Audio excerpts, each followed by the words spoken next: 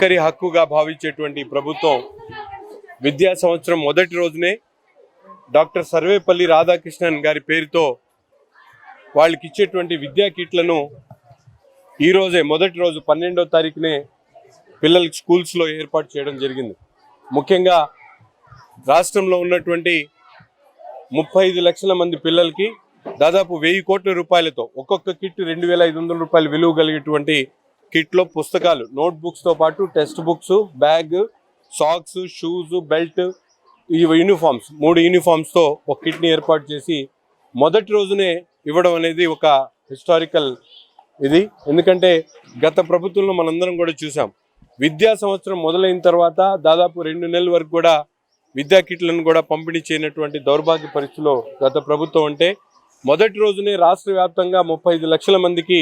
వారికి సంబంధించినటువంటి కిట్లను అందించేటువంటి ఒక మహత్తరమైనటువంటి కార్యక్రమం. అంతేకాకుండా మధ్యాహ్న భోజనంలో క్వాలిటీ రైస్తో, చెప్పినటువంటి మాట ప్రకారం క్వాలిటీ రైస్తో విద్యార్థులకు ఎక్కడా కూడా ఇబ్బంది కలిగించేటువంటి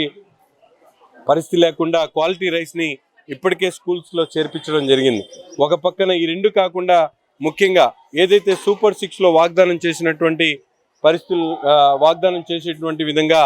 15,000 రూపాయలు తల్లికి వందనం కార్యక్రమం పేరుతో ఈరోజు రాష్ట్రంలో ఉన్నటువంటి 65 లక్షల మంది పిల్లలకి, ఇంట్లో ఎంతమంది పిల్లలు ఉన్నారు, ఎంతమంది చదువుతున్నారు అనేటువంటి పరిస్థితి కాకుండా చదువుతున్నటువంటి ప్రతి ఒక్క పిల్లవాడికి కూడా తల్లికి వందనం పేరుతో ఈరోజు 15,000 రూపాయలు వాళ్ళ ఖాతాలో జమ చేయడం జరిగింది. ఇంత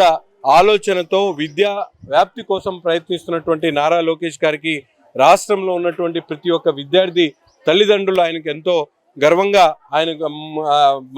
మంత్రిగా ఉన్నటువంటి నారా లోకేష్ గారిని అభినందిస్తూ ఉన్నారు. తప్పకుండా ఈ రాష్ట్రంలో ఏదైతే అక్షర జ్ఞానం కూడా ఒక ముందు వరుసలో ఉండాలని చెప్పి మనస్ఫూర్తిగా కోరుకుంటూ ఇంత చక్కటి కార్యక్రమాన్ని పూర్తి స్థాయిలో గుంటూరు నగరంలో ప్రతి ఒక్క స్కూల్లో కూడా విద్యా కిట్లను, అలాగే మిడ్ డే మీల్స్ని, అలాగే తల్లికి వందనం పూర్తిగా ఎన్రోల్ చేసి అందించేటువంటి కార్యక్రమం తీసుకున్నటువంటి విద్యాశాఖ అధికారులకు, ముఖ్యంగా MEO 1, 2 గారికి, అలాగే